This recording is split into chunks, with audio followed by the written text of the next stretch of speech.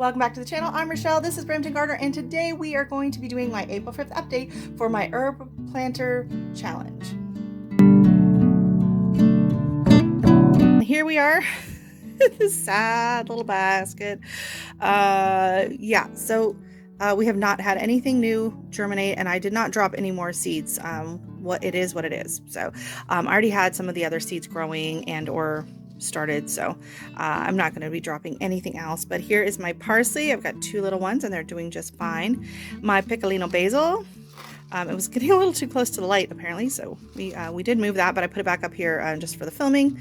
It's doing fine. My edible chrysanthemum is getting very stocky. It was looking really good.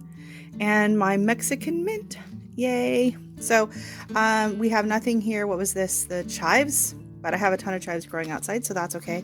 Cilantro, which is really hard to germinate from seed. I don't know why my borage didn't germinate. That is kind of weird. Nothing on the stevia. I took the dill out. Oh, right, the dill. Where's the dill? So we have to show you the dill.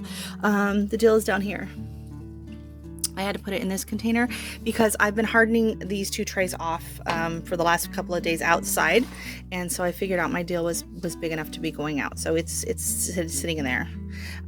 That's where the dill is. So that's the dill about the dill.